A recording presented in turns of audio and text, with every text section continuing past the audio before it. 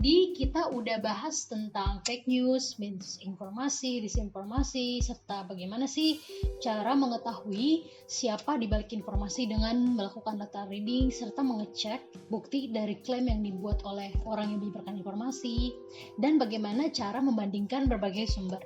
Nah, sekarang kita akan membahas tentang bagaimana cara kita memutuskan untuk siapa yang bisa dipercaya. Seperti kita ketahui bahwa kita itu tidak memiliki waktu untuk menjadi expert dalam segala bidang. Dalam hal ini kita perlu mempertanyakan authority atau otoritas atau dalam hal ini expertise dalam suatu topik. Sangatlah mudah buat kita untuk membuat akun gitu, membuat website yang desainnya bagus, yang kelihatan authority-nya tuh terlihat sangat kredibel gitu, dan sosmed yang kelihatannya expert, tapi mohon ditinggalkanlah sumber tersebut dan lihat sumber lain untuk melihat kesahihan dari informasi tersebut. Nah, untuk mengetahui authority sumber yang harus kita cek adalah 3 hal. Pertama adalah professional background. Siapa dia, memiliki expertise apa. Kedua adalah proses yang dilakukan, bagaimana cara dia memproduksi informasi tersebut, riset apa yang dilakukan. Kemudian sistem yang ada yang diterapkan untuk mengecek dan mengkoreksi kesalahan yang ada.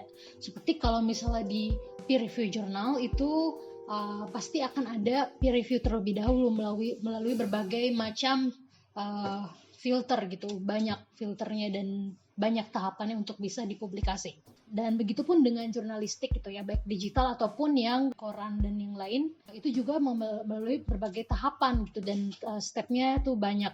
Kemudian kita juga harus mempertanyakan nih authority penulis modul ini, yaitu saya.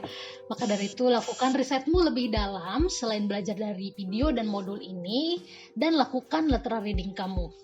Kepolah lebih dalam, tinggalkan komen apabila ada informasi yang menurut kamu salah.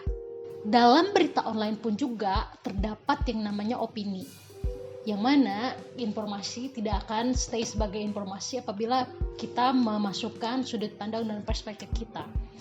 Nah, mereka pun ataupun saya itu memiliki sudut pandang dan perspektif yang berbeda-beda tergantung dari latar belakang dan pengalaman hidup masing-masing.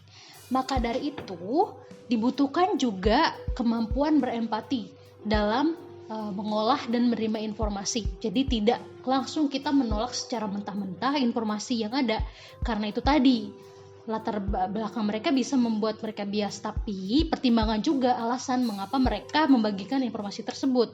Bagaimana perspektif mereka mempengaruhi apa yang mereka bagikan dan bagaimana mereka membagikannya.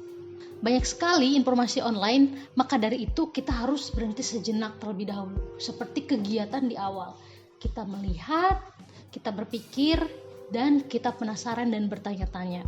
Maka dari itu, lakukanlah kembali membaca lateral untuk melihat siapa di balik informasi tersebut dan melihat authority dari perspektif mereka.